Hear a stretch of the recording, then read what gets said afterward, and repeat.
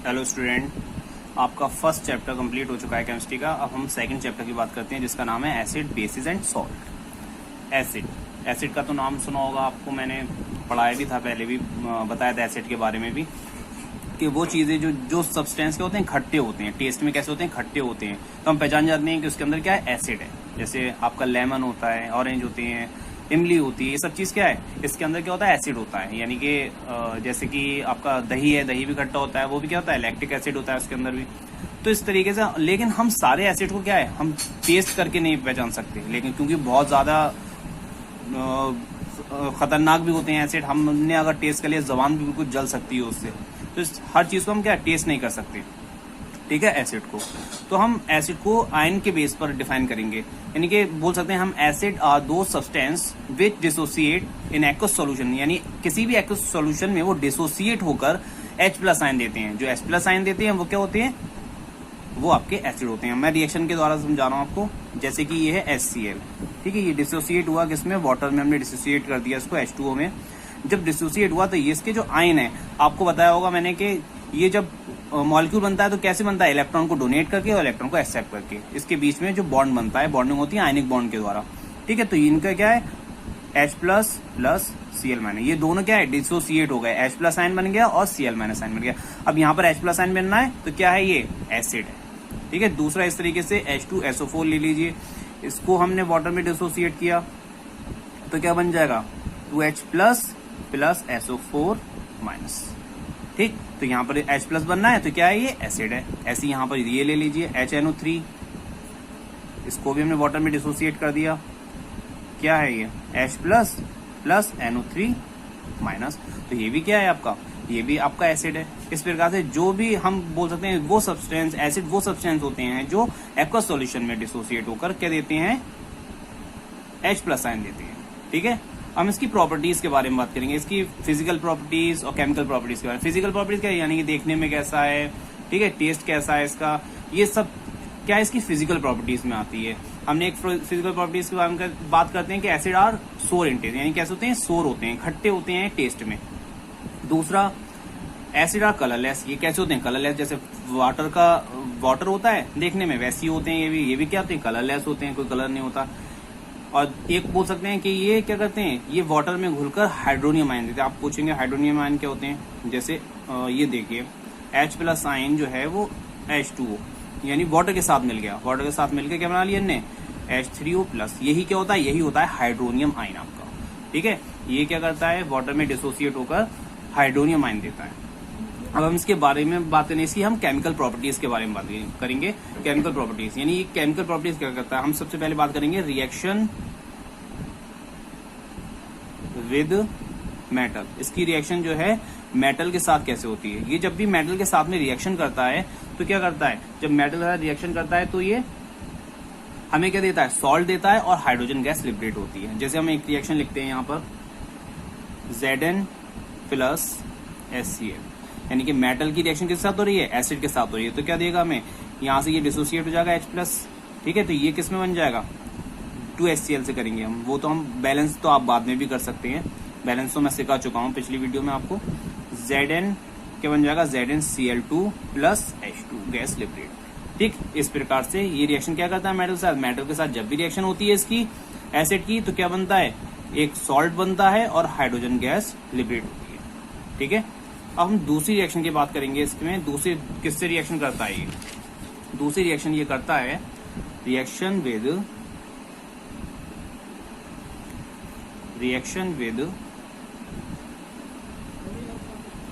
Metallic oxide, ठीक। ये किसके साथ रिएक्शन करता है, मेटलिक ऑक्साइड के साथ रिएक्शन। मेटलिक ऑक्साइड पूछेंगे क्या होता है, मेटल के साथ में कोई भी मेटल है, मेटल के साथ जैसे मान लीजिए Cu है मेटल, उसके साथ में ऑक्सीजन जुड़ा हुआ, तो ये क्या है, मेटलिक ऑक्साइड है, ठीक है। ये मेटलिक ऑक्साइड के साथ रिएक्शन करके SO4 क्या है, सल्फ्यूरिक एसिड, यानी कि हम बात कर रहे हैं किसकी रिएक्शन की बात कर रहे हैं, एसिड की। तो सल्फ्यूरिक एसिड किसके साथ रिएक्शन कर रहा है, मेटलिक ऑक्साइड के साथ। ये मेटलिक ऑक्साइड के साथ रिएक्शन करके क्या देता है, सॉल्ट देता है एक तो हमें, जैसे कि हमें बन गया CuSO4, ठीक है। CuSO4 और क्या होता है, इसमें वाटर बनता है, ठीक है। CuSO4 एंड वाटर, ये क्या है, कॉपर सल्फेट है और ये क्या है, वाटर, यानी कि जब पहले रिएक्शन करी थी उसने मेटल के साथ में एसिड ने रिएक्शन करी तो हाइड्रोजन गैस लिबरेट होती और सॉल्ट बना था। लेकिन जब मेटलिक ऑक्साइड के साथ करेगा तो सॉल्ट बनेगा लेकिन वाटर बनेगा, हाइड्रोजन गैस नहीं बनेगी। ठीक है, अब तीसरी रिएक्शन क्या है इसकी, रिएक्शन विद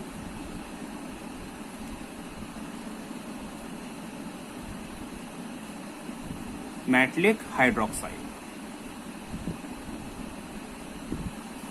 मेटलिक हाइड्रोक्साइड के साथ रिएक्शन कैसे होती है इसकी।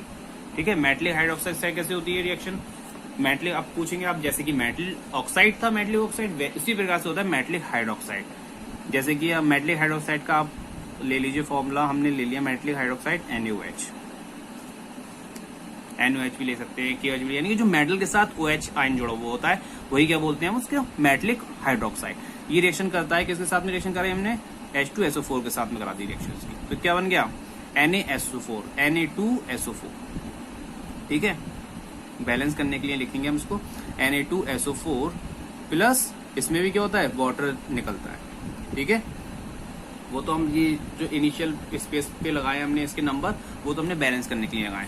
ठीक है, तो ये क्या है मेन रिएक्शन इसकी है, हम जब मेटलिक जो आपका एसिड होता है वो मेटलिक हाइड्रोक्साइड के साथ रिएक्शन करके किसकी तरह देता है, मेटलिक ऑक्साइड की तरह देता है रिएक्शन, सॉल्ट देता है एंड वाटर।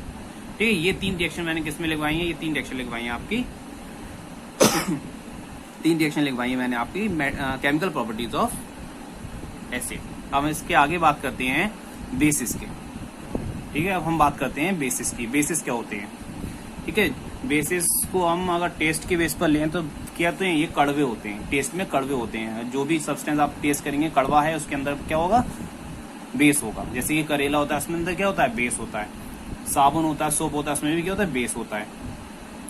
अगर लेकिन सब हम बेस को क्या है, हम टेस्ट करके नहीं देते। कुछ हार्ड बेस भी होते हैं जो जिसकी वजह से जैसे एसिड नुकसान पहुंचाते हैं वैसे ही बेस भी बहुत ज्यादा नुकसान पहुंचाते हैं, हम टेस्ट करके नहीं देख सकते। तो हम इसको अगर आयोनाइज के आयंस के बेस पर इसको डिफाइन करें तो हम बोल सकते हैं कि बेसिस आर दो substance which dissociate in aqueous solution to give OH minus sign, यानी कि जो वाटर के अंदर डिसोसिएट होकर OH माइनस साइन देते हैं। जैसे हम इसका एग्जाम्पल लेते हैं, देखिए NaOH dissociate in water gives Na plus plus OH minus, ये बनना है OH minus sign, OH minus sign बनना है, तो यानी क्या ये बेसिस है। इसको हम क्या बोलते हैं, एल्कली भी बोलते हैं।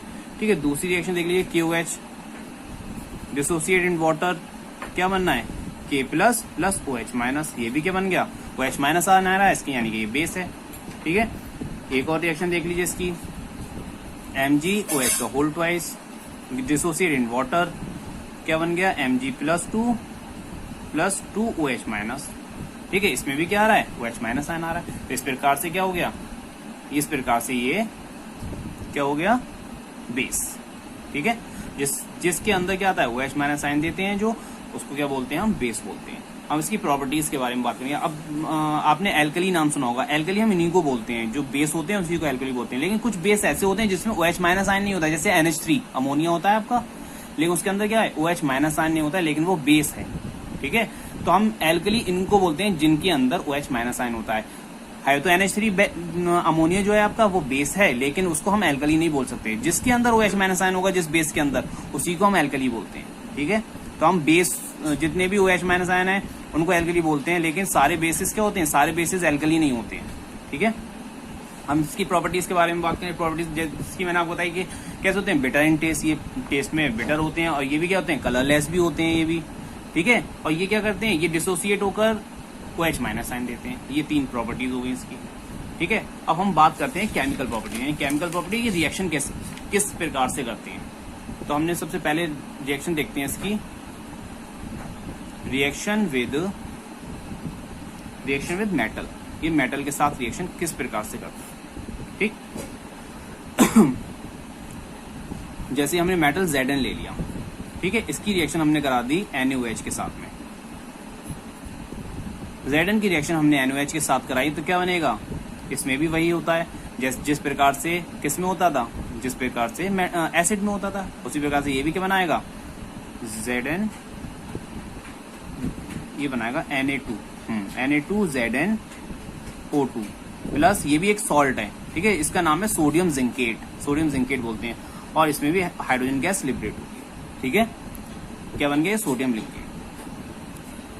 और आपका दूसरी रिएक्शन आती है, अब दूसरी रिएक्शन कराई है मैंने, reaction with acidic oxide, reaction with acidic oxide. ठीक है, reaction with acidic oxide. Acidic oxide कौन से हैं आपके, एसिडिक ऑक्साइड बोल सकते हैं हम, जैसे कि CO2 है हमारा, ठीक है, मेटल के साथ में जुड़ा हुआ है, जो मेटलिक ऑक्साइड है वही आपके क्या है, एसिडिक ऑक्साइड बोलते हैं। ठीक है, इसकी रिएक्शन हमने करा दी, देखिए 2NaOH प्लस CO2, ये क्या है, ये आपका है एसिडिक ऑक्साइड। इसकी जब रिएक्शन कराई हमने तो क्या बना, Na2CO3, इसका नाम क्या है, सोडियम कार्बोनेट बना। ठीक है, ये भी क्या है, एक प्रकार का सॉल्ट है, और क्या बना, H2O, वाटर बना। ठीक है, तीसरी रिएक्शन क्या है हमारी, तीसरी रिएक्शन है हमारी reaction with ammonium salt, reaction with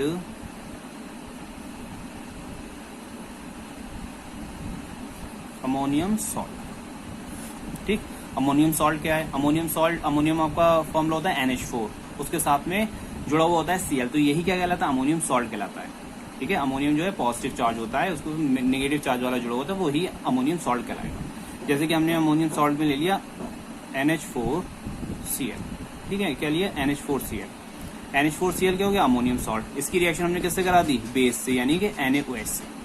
ठीक है, NaOH से रिएक्शन करा दी, इसकी क्या बना हमारा, क्या बनेगा, एक तो बनेगा सॉल्ट NaCl, ठीक है, प्लस H2O, और इसमें क्या होता है, अमोनियम सॉल्ट के साथ जब रिएक्शन होती है बेस की, तो अमोनिया गैस लिबरेट होती है। ठीक है, अमोनिया गैस, तो ये एक विधि भी है अमोनिया गैस को बनाने की। ठीक है, तो क्या है, रिएक्शन विद अमोनियम सॉल्ट, जब अमोनियम सॉल्ट के साथ रिएक्शन होती है बेस की, तो क्या बनता है, एक सॉल्ट बनता है, वाटर बनता है, और अमोनिया गैस लिबरेट होती है। ठीक है, ये बेसिस की क्या हो गई, बेसिस की केमिकल रिएक्शन। हमने एसिड और बेस के बारे में पढ़ा। एसिड और बेस को पहचानने के लिए एक और चीज सहायता करती है हमारी, जिसको हम बोलते हैं इंडिकेटर्स।